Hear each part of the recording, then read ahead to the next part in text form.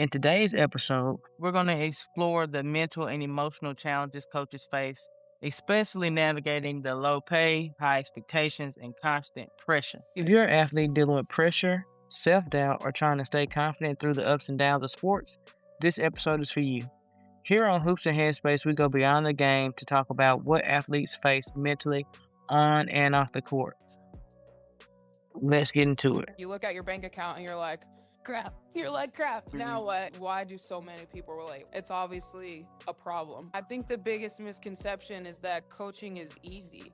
Low wages is not something that I can personally fix. It's like we're climbing two different ladders. I'm so deep in this hole doing something that I love, so it's very confusing. There were definitely days where I'm like, oh my God, I would so much rather be working at my second job so that I could get some more money. I've for sure experienced burnout. There's just so many opinions. What if I walked into your mom's dental office and was like, hand me the toothbrush, bro? I would like to hear that it's gonna get better. It has to, because I'm the one doing it. Welcome to Hoops and Headspace, the podcast where mental health and sports intersect. I'm your host, Jada Rich. I'm your co-host. Hey, for sure. So today we got a guest with us. We're going to give her a moment off top to talk her talk. What's up, everybody? Happy to be on here. My name is Zoya Robbins, Coach Z. I'm a softball coach in Bristol, Tennessee at a Division II university. Definitely a basketball family, but we started to pick up a softball when I was like 12, 13. They were like, you're tall, you're big, you can pitch. That took me through college. I played Division II softball in Minot, North Dakota. After that, I started my graduate assisting at Minot State University, finished up at the University of South Dakota. Coaching wasn't always the first choice. I got my degree in corrections and then my master's in sports management. So really two ends of a spectrum here. I'm from Aurora, Colorado, and I've just been everywhere, and softball has taken me everywhere, and that's why I have so much gratitude for the sport, and that's why it's a really big piece of who I am. So, today, Coach Z, we're going to explore the mental and emotional challenges coaches face, especially navigating the low pay, high expectations, and constant pressure. So, we're going to start off with what initially drew you into coaching and what kept you in it. Yeah, I definitely didn't think I always wanted to be a coach. Initially, I went to school to be an elementary education teacher because my dad was my fifth grade teacher. And so I thought that's what I wanted to get into. Then I switched into criminal justice just because part of me was just like, you got to learn the system to change the system. So that was my first passion. And then honestly, not until I graduated and got to go play overseas for a bit, that's when I was like, okay, I like coaching, because when I was overseas, I was the only one speaking English. And so there was a lot of like coaching, like with my actions and stuff. So that's kind of what drew me to it. But the main thing that took me to coaching was definitely like the mentorship, being a mentor, but also being able to be a mentee at the same time is what drew me to coaching. And I think that's what's keeping me in it right now. For sure. So, at what point did you realize, like, as far as coaching, there's a mental and emotional challenge or challenges within it, rather? I probably realized it as a player, For because sure. as a player, you know what to expect of yourself. But for a coach, you're accountable for multiple people. You're supposed to be like on 100 all the time and everything like that. And I knew it was going to be a challenge because I know how to do it, but how do I teach it? And just like finding different styles and stuff. I knew it was going to be hard once I figured out like not everybody's going to like the way you coach. And so that's one thing that I've just been trying to learn as well. Yeah, for sure. And so, what are some big misconceptions people have about coaching? I actually wrote this down. I think the biggest misconception is that coaching is easy. I also wrote down that coaching is the only thing that we do. But I think we all know that coaches have so many different jobs within the job. And I think that those are definitely the two biggest misconceptions. It's like it's an easy job and that's the only job that we're doing. You are preaching today, honey. Yes. I'm getting on some song. Before we dig into the topic of wages and pressure, just explain kind of what made you make that TikTok that day. The TikTok, explain the TikTok and then explain what made you make it that day. 6 months to a year before that TikTok, I had made something a little bit more fiery, a little bit more like targeted at the university, targeted at the president, the athletic director, just the system in general. And I was asked to take it down. And so I came into this situation where I was like, how do I express how I'm feeling and how I want things to get better? And so that's what I was like. But like honestly, the frustration I'm not, you saw in the video, like I genuinely was mad. And so I figured it was an opportunity, honestly, to just be honest about like, hey, like my game day vlogs are fun and cute, but like this is my real life, too. Yeah. And so that's just something that I wanted to relay, something that I'm not shy about, something that I'm not scared to do either, is be honest about what my reality is as a low-paid softball coach. Most definitely. So, yeah, I definitely just felt called to do it, but also it was honestly the anger because, like, you look at your bank account and you're like, crap. You're like, crap. Okay, now Mhm. what? And I'm like, whatever. I'm going to go to TikTok and get out my frustrations. And I did. It honestly did. It made me feel so much better. And I got to be on here because of that TikTok. I had so many DMs, so many people commenting that could relate. And so it did exactly what I wanted it to do. Yeah, most definitely. How did it make you feel to have so many people that related? I mean, good, but also like, holy crap, why do so many people relate? It's obviously a problem. It's a big problem, but I did feel heard. I felt seen, and I felt like my opinion and my honesty wasn't just like crazy how I felt 6 months to a year ago when I said something about it in the first place. So that felt really good. Yeah, for sure. Yeah. How do wages impact the coach's mental health and overall well-being? As a coach, you gotta turn it on and you gotta be able to turn it off as well. After making that video, I was in my car and next thing I know, I gotta go into the office and get ready for the day, and actually do my job. And so it affects our well-being because it can only be who we are for like just a millisecond. And so as far as it affecting my mental health and my overall well-being, I'm generally a stressed out person. And so when one more thing wants to stress me out, like that just took me to through the roof with low wages and our mental health is like making sure that it doesn't affect us so much to the point that it's affecting the way we coach and the way that we're addressing our players and things like that. I've learned the tools and everything on balancing and juggling and everything like that, but the low wages is not something that I can personally fix, so I would say that that's what affects my mental health the most. Yeah. And so on like a day-to-day basis, like a real reality Mhm. check, you know what I'm saying? To look into your day-to-day basis, how do you balance the passion and that financial stress? Yeah. Holy crap. Because wow, because I don't know, but I'm a passionate individual and I'm passionate about all things good and bad with the job. It's hard a little bit to balance, especially wanting to balance our passion with our financial stress because it's like we're climbing two different ladders of like the good ladder, the bad just being things that we want to get better, and the good just being things that we want to be greater. So financially, like it feels like I'm so deep in this hole doing something that I love. So it's very confusing. I'm just handling it day by day the best that I can. I For don't think sure. there's a balance. Yeah, it ain't. And so have you ever like experienced like burnout or question coaching or finding something that's better pay? I've for sure experienced burnout, mostly just because of the way I do things and how I do them. And so the burnout, it feels like it comes faster, but that's because I'm doing things the right way and doing things how they're supposed to be done. And so when you're trying to do things how they're supposed to be done and then also dealing with stress, the burnout comes a little bit faster, I would say.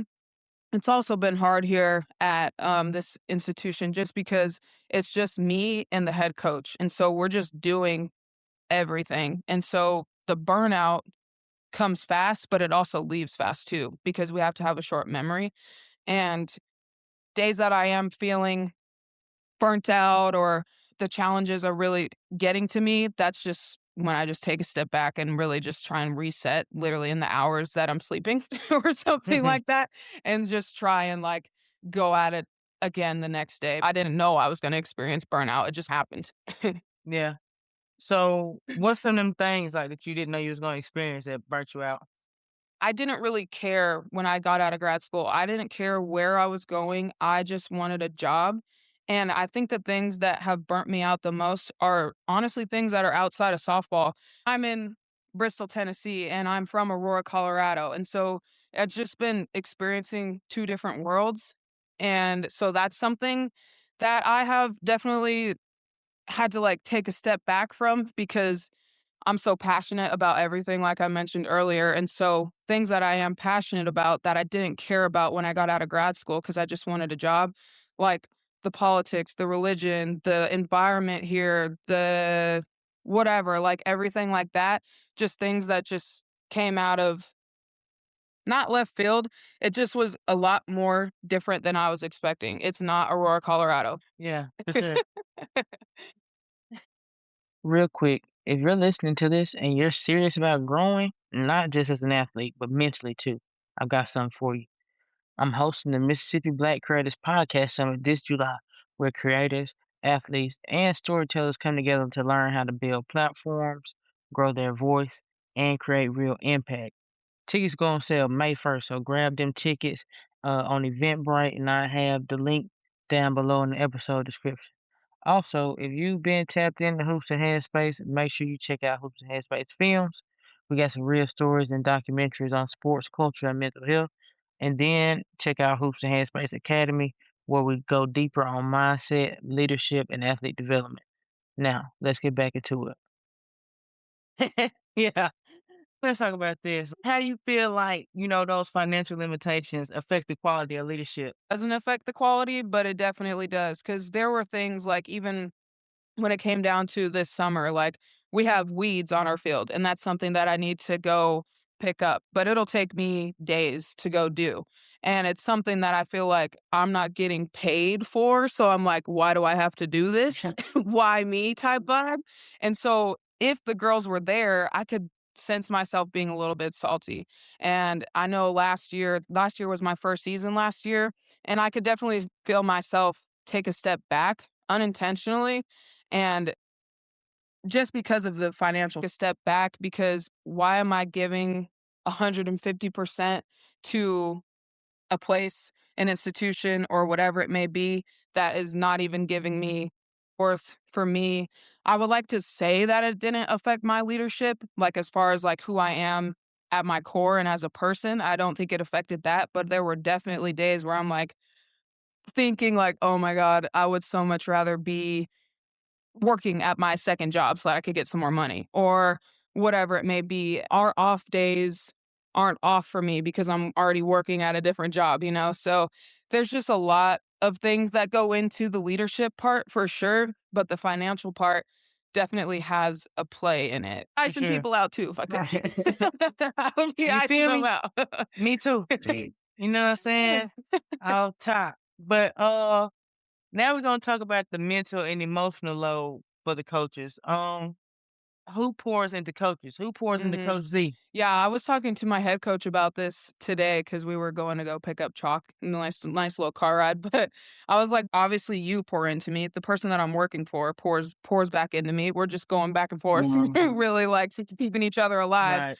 But I will say, like, I do feel as much as I'm pouring into my players, they're pouring it back into me. I do feel fulfilled in that way.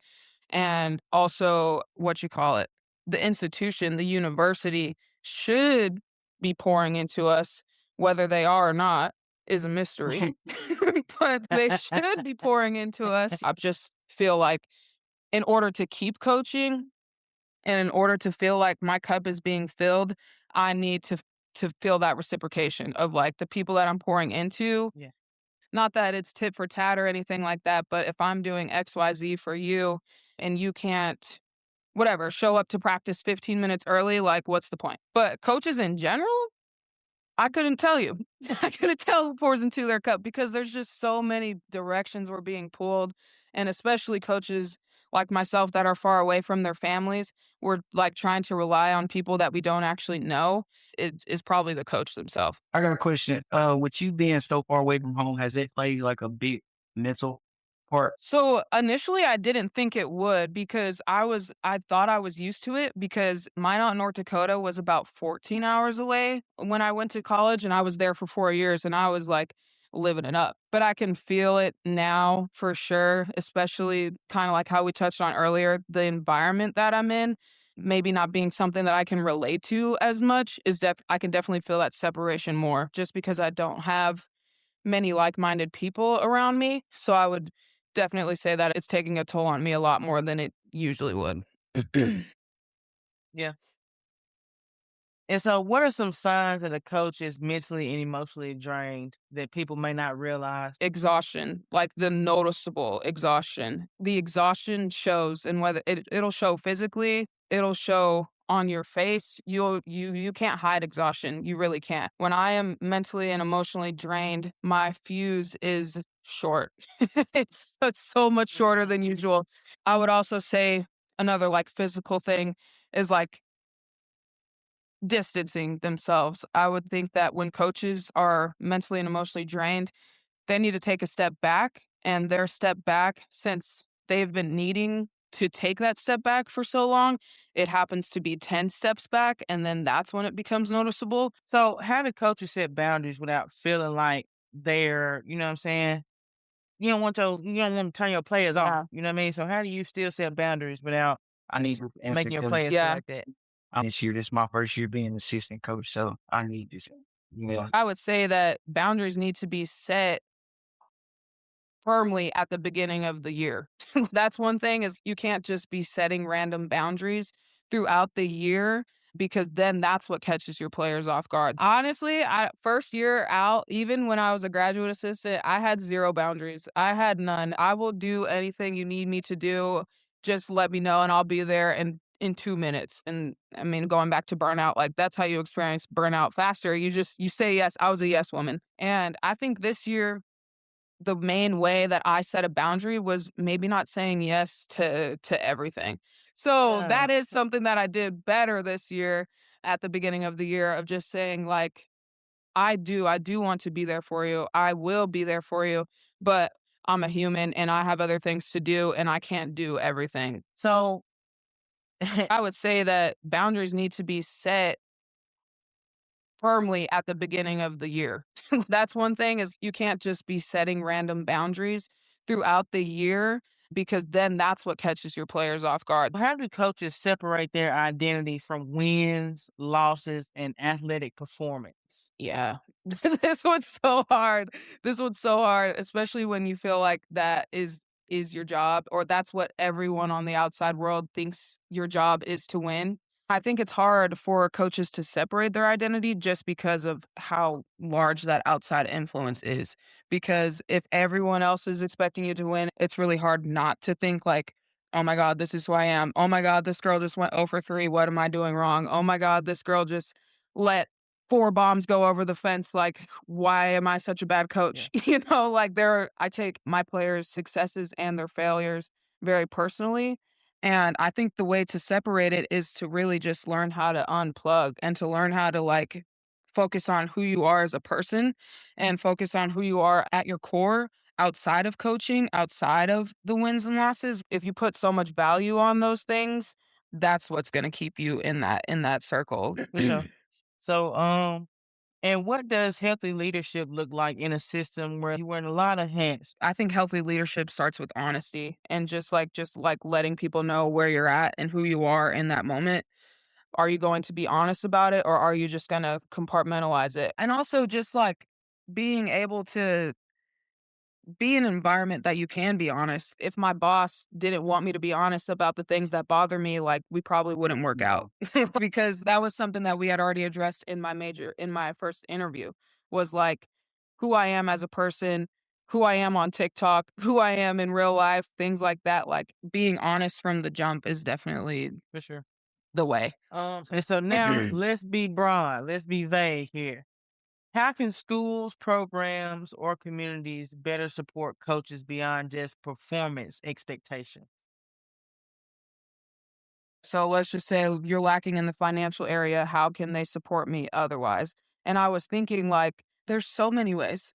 There's so many ways. Like, maybe just like being interested in what I'm doing outside of work, providing housing, maybe providing a meal plan beyond performance expectations.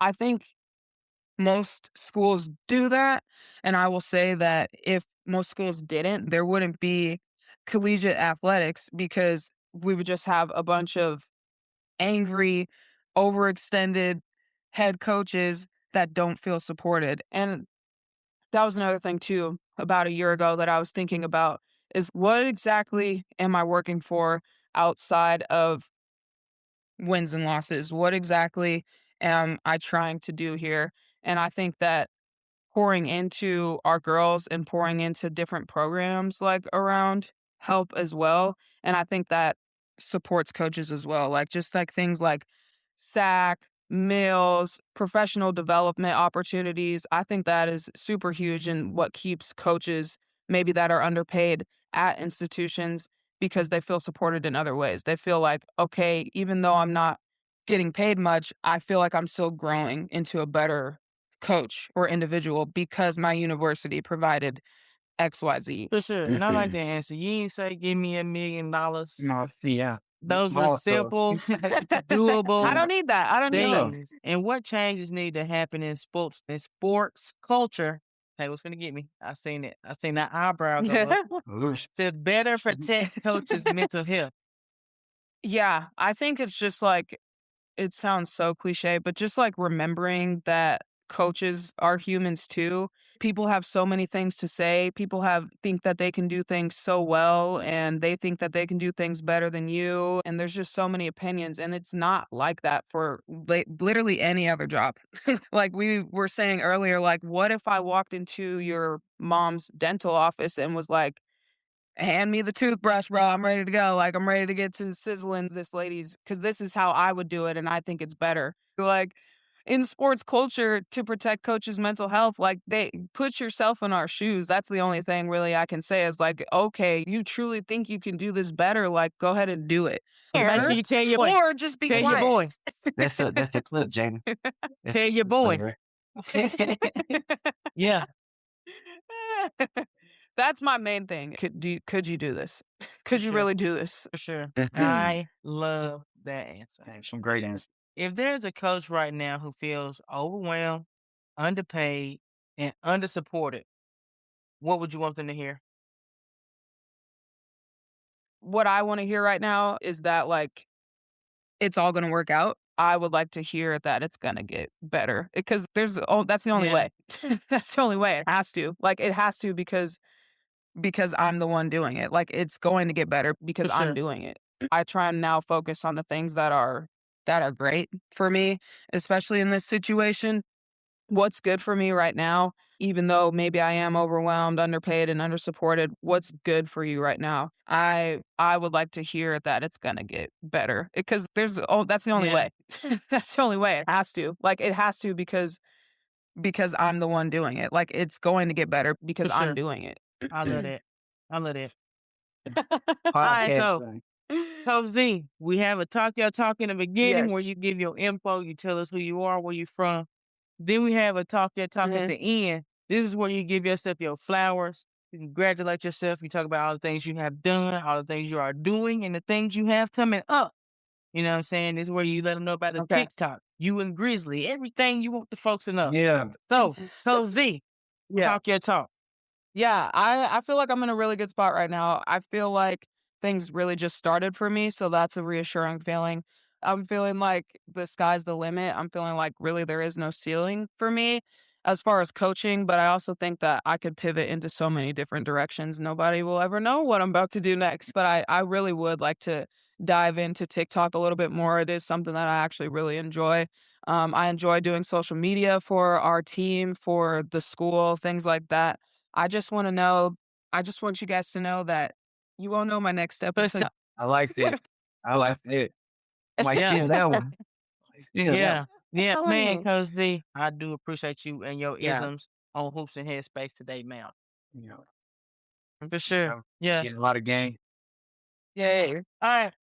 Thank you guys. I love to talk. So Yeah, man. thank This, you. like I said, this was fun. This is good, great. All right, Tay, man. Let's close this thing out, man. That's perfect. This is that podcast, Hoops and Headspace, where mental health and sports intersect. I'm your host, Data Rich. I'm your co-host, Tay. The show, and we're up out of here. Hey, man, if this episode helped you, the biggest thing you can do is share it with another athlete who needs it. Make sure you're subscribed so you don't miss future episodes on mental health, mindset, and life beyond the game.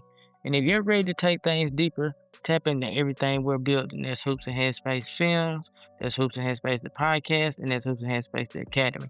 This is bigger than sports. It's about who you become through it. I'll see you in the next episode.